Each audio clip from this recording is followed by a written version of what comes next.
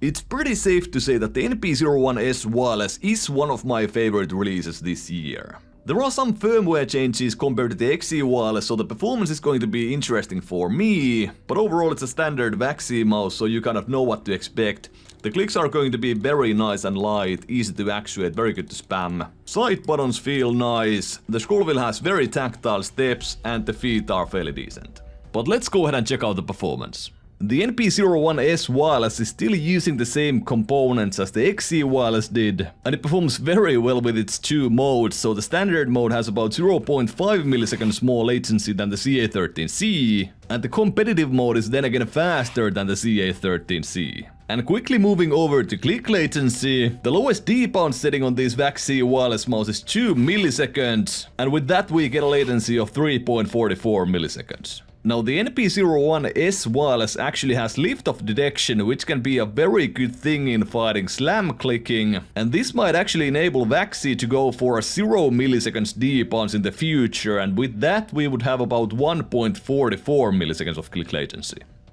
Now overall this is very impressive for 1000 Hz, especially in terms of motion latency. The click latency is good, but looking at the graph again, they can't stand up against the kings of 1000 Hz click latency, which is the Asus ROG aimpoint mice.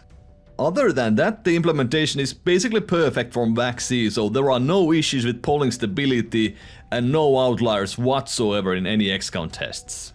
One thing to note is that the motion latency with the comp mode does come with a cost for battery life, for example compared to the GPX. Of course, to increase the battery life you can always switch back to standard mode and 125 Hz when you are not gaming. So with a little bit of work you can get a very good battery life out of the NP-01S wireless as well. But time to talk about how I feel about the mouse in-game and what are my thoughts about the shape. In the last video I explained how I'm gonna run this little competition for myself with a few Kovac scenarios and the aimbot sort of trading scenario, and just record the scores on every mouse that I'm gonna test and compare those against each other.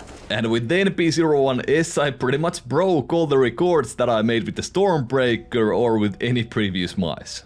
I also absolutely enjoyed my time using the NP-01S wireless in CSGO, in Kovacs and in Quake Champions. My precision was very much on point with adjustments. For example, as you can see in this clip, the first kill basically gets stolen from me, but then I get the second and third one with smooth transitions. The mouse feels very natural and I could aim very well with it straight up from the first day. The reason for this is most likely the fact that the shape somewhat reminds me of some of my favorite mice in the past, for example the Xtrfy M42 and the Zowie FK2.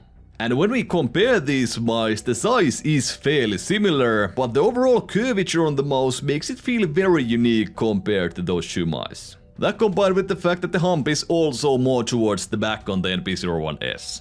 This sort of forced my hand into an angle which I was not completely comfortable with, but it only took me about a week to get fully adjusted to the mouse and now I find it completely comfortable. This is a shape which you can relaxed claw, aggressive claw and even pincher claw. The thing is that the mouse is quite small and for my 19x10cm hands it's still a little bit busy on the front right corner, so there is not too much space. It's also surprisingly thin, and if you have large hands or you prefer larger mice, you might want to wait for the NP-01 wireless.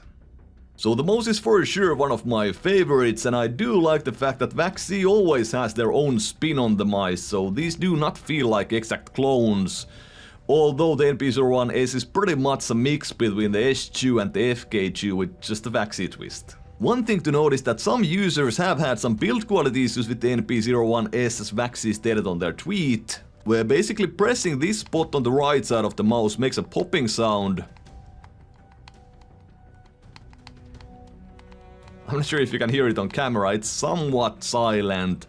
But yeah, it still happens on my white unit, but VAXEE has mentioned that they will replace all the mice that have this issue. And somebody on Mouse Review actually found a fix themselves, which is very simple. I'm super happy with the mouse and it's always fun and cool to test these VAXEE mice as they are unique. But they are also quite expensive and not the lightest mice on the market, so the NP-01S weighs about 70 grams, but it really does not bother me while claw gripping If you fingertip grip, I may not recommend this mouse for you. Hope you enjoyed the video, thank you so much for watching and see you in the next one.